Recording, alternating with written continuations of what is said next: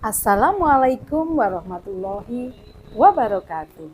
Sahabat TBM Kinanti, Bapak Ibu guru hebat dari seluruh Indonesia.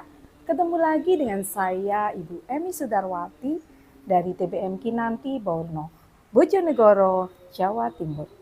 Pada kesempatan kali ini, saya akan melanjutkan membaca salah satu kisah dari buku Dahlan Juga Manusia, sebuah pengalaman pribadi mengenal Dahlan Iskan, karya Ibu Siti Nasyiah.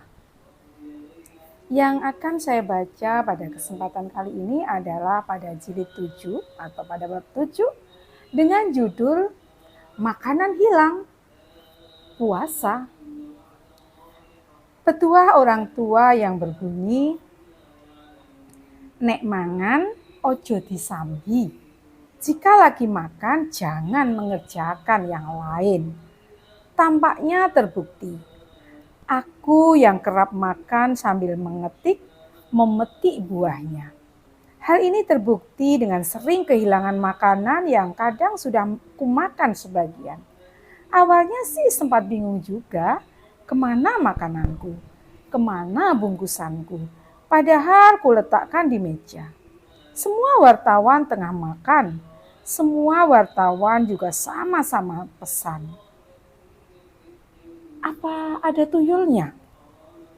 Apa ada tuyulnya di kantor Kara Agung ini? Apa ada orang halus yang gemar menyembunyikan makanan? Kantor yang memang masih gung liwang-liwung itu. Aku pun hanya bisa bengong dan cuma bisa batin saja. Setelah tahu apa yang terjadi, akhirnya paham juga. Kisahnya, suatu malam aku ikut-ikutan pesan makanan via OB yang kebetulan bertugas membeli makanan ke lapangan Kara Agung.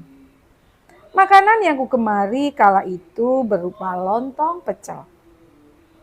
Begitu melihat kedatangan UB, buru-buru kuambil dan kuletakkan di atas meja. Sebab jika tidak, ada saja teman yang nakal. Tidak ikut pesan karena terlambat, tiba-tiba ikut ngembat makanan yang sudah datang lebih dulu. Kutarik lidi yang mengunci daun pisang yang jadi pembungkus lontong pecel dengan aroma khas daun kemangi itu. Memang tidak langsung kumakan begitu saja. Karena masih ada berita yang belum rampung kuselesaikan pengetikannya. Aroma khas bumbu kacang dilengkapi lalapan, lam toro, dan kemangi menambah sedap lontong yang jadi favorit makanan teman-teman redaksi. Selain murah, sedapnya rasa dari masakan tradisional menjadikan makanan itu paling cepat habis dibeli orang. Kuambil dulu rempeyek yang jadi pelengkap menu makan malamku itu. Baru sebuah habis, tiba-tiba ada panggilan dari redaktur hiburan menanyakan kejelasan berita yang kutulis. Agar lebih terang, aku pun berlari menuju kompartemen hiburan yang dipimpin redakturku Budi Utomo. Tidak lama sih, cuma bertanya-tanya. Apa maksud dari isi berita? Karena menurutnya tubuh berita tidak nyambung dengan lead yang ada di bagian atasnya. Setelah jelas dan paham dengan apa yang ingin kutonjolkan, Mas PO demikian panggilanku meminta agar aku segera merampungkan berita ketigaku.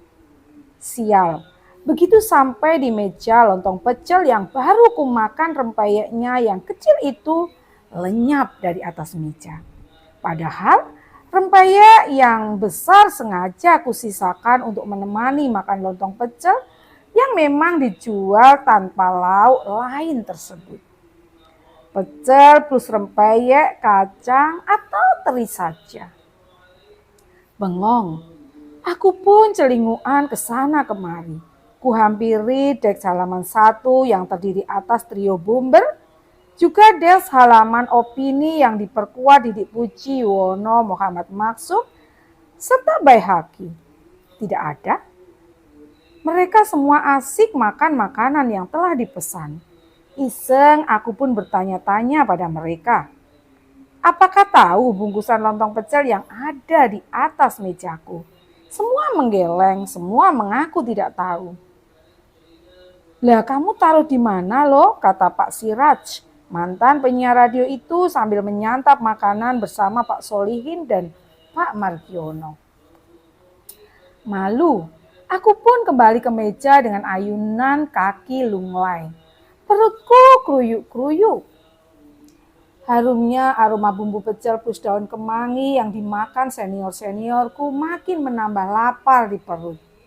Saat melintas ruang tamu yang ada di depan, tepatnya di dekat meja operator, kulihat keranjang sampah sudah terisi daun pembungkus makanan.